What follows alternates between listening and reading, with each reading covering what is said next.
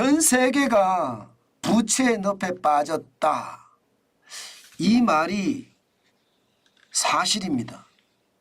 여러분 보시는 것처럼 2024년 1분기 전 세계 부채는요 315조 1000억 달러입니다. 우리 돈으로 43경 1400조입니다. 엄청나죠?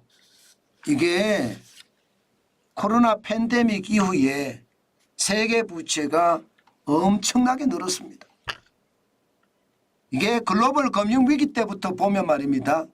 예, 글로벌 금융위기 때 보면 115조 9천억 원이 2007년이었거든요. 2007년 말에 115조 9천억 원이었습니다. 그런데 지금 2023년 기준으로 볼게요. 313조입니다. 그러면 216.7% 무려 3.2배 가까이 된다는 거예요. 3.2배. 251조 4천억 원이 늘었다는 뜻입니다. 글로벌 금융위기 때보다는 지금 엄청나게 돈이 늘었다는 이야기죠. 게다가 코로나 팬데믹 이후에 2020년 보세요. 293조 달러까지 늘었습니다. 그런데 2020년에만 는 게 아니라 2021년, 2022년에 약간 줄었다가 다시 2023년에 올라가고요. 2024년에는 더 올라간다는 거예요. 315조 1000억 달러까지 말입니다. 그러니까 코로나 팬데믹 때만 늘어난 것이 아니라 현재도 계속 늘어나고 있다는 이야기잖아요. 이것이 말입니다. 부채 폭발로 이어진다는 그런 전문가들의 진단이 너무나 많이 나오고 있습니다. 자칫 이렇게 가다가 부채 폭발이 일어난다는 것은 전 세계가 최악의 상태로 빠지는 그레이트 리셋이 된다는 이야기도 지금 심심치 않게 나오고 있습니다. 그만큼 말입니다. 부채가 선진국도 늘어나고요. 신흥국도 늘어나고 있습니다. 그래서 더 문제라는 이야기를 많이 합니다. 지금 선진국은요. 전체 부채 중에 66%를 장악하고 있습니다. 209조 7천억 원. 여기에 일본과 미국의 부채가 가장 빨리 늘어나고 있죠. 그런데 신흥국도 마찬가지입니다. 전체 차지하는 비중은 33.4%지만 금액이 105조 4천억 원이거든요. 그중에서 가장 빨리 늘어나는 나라가 중국이고요. 그 다음이 인도고요. 그 다음이 멕시코예요. 신흥국 자체의 부채 상황이 지금 굉장히 빠른 속도로 늘어난다는 이야기잖아요.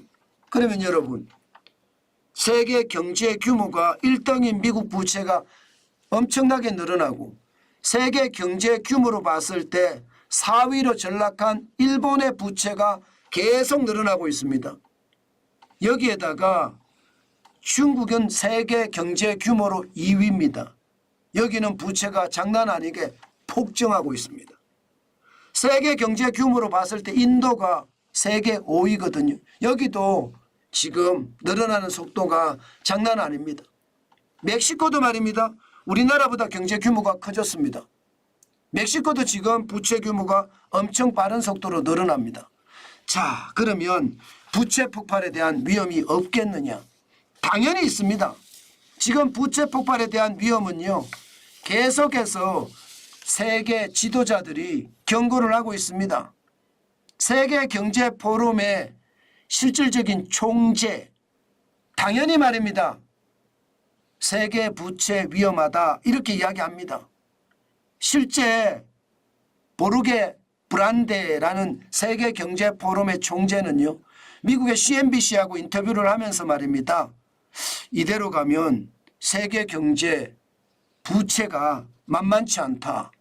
당장은 스태그플레이션 부채 때문에 저성장하고 물가는 계속 올라가는 돈을 많이 풀었으니까 물가는 계속 올라가는 스태그플레이션 위험이 크겠지만 점점 가면 갈수록 말입니다. 이 스태그플레이션은 디플레이션으로 바뀔 거다.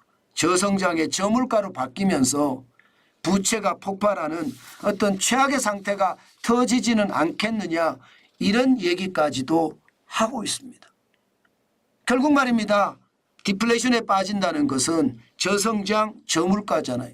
돈을 못 갚는다는 뜻이에요.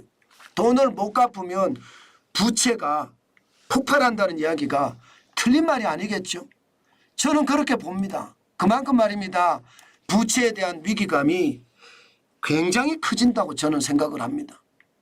부채는요, 그만큼 시장에는 엄청난 위기감으로 작동이 될 수밖에 없다는 거예요. 게다가 지표적으로도 보면 좋지 않습니다. 2019년 전 세계 부채가 전 세계 GDP 대비해서 84.2%였거든요. 그런데 2020년에 코로나 팬데믹 때 굉장히 많이 올라갔습니다. 99.4%까지 올라갔어요. 그 이후로 말입니다. 전 세계는 어떻게 하든 풀었던 돈을 좀 걷어들이면서 줄이긴 했습니다. 그렇지만 2023년 93.2%로 다시 늘어나기 시작을 했고요. 2024년, 2025년 계속 늘어나서 2029년이 되면 100% 가깝게 될 거다 하는 게 국제통화기금 IMF가 전망하는 수치입니다. 99.8%. 그만큼 위기 수준으로 점점 올라간다는 뜻이에요.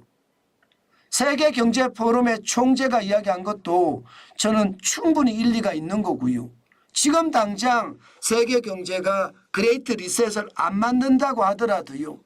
점점 시간이 가면 갈수록 그레이트 리셋에 가까워진다는 뜻이에요. 그만큼 상황이 나쁘다는 뜻이고요. 부채는 증가하고요. 성장률은 떨어지고 실제로도 그렇습니다. 성장률을 보면 말입니다. 올해 2024년 세계경제 성장률 2.4%라고 국제통화기금은 이야기하고 있습니다.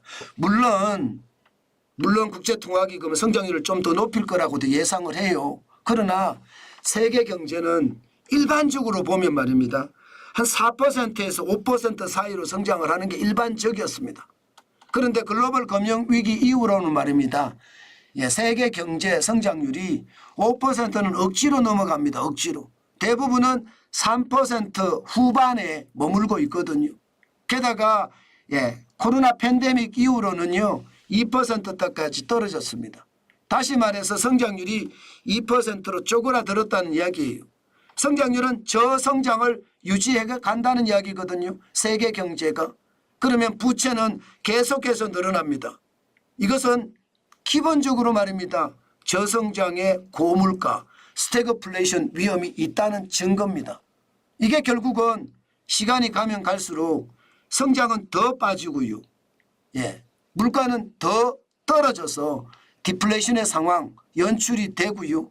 그게 몇 년 흘러가게 되면 결국 소득이 줄어들기 때문에 부채를 갚지 못해서 전 세계가 그레이트 리셋에 빠지는 그런 최악의 상황 충분히 올 수도 있습니다. 저는 여러분 시장에 작은 단서만 있으면 그 단서를 제가 추적해서 따라가거든요. 그 추적해서 따라가는 것을 보면 시장의 위험성은 선진국도 신흥국도 부채에 늪에서 허우적거리기 때문에 결국 그레이트 리셋이라는 최악의 시나리오가 써지는 것은 아닐까 저는 암울하게 전망을 해봅니다. 실제 지표들이 그렇게 가리키는 것을 보면요. 무섭습니다. 저는 늘 말입니다. 시장에 있는 지표 그대로 여러분들에게 말씀을 드리는데 그 상황이 진짜 힘들고 열악하다는 것 지금 여러분들이 지표를 통해 확인했습니다.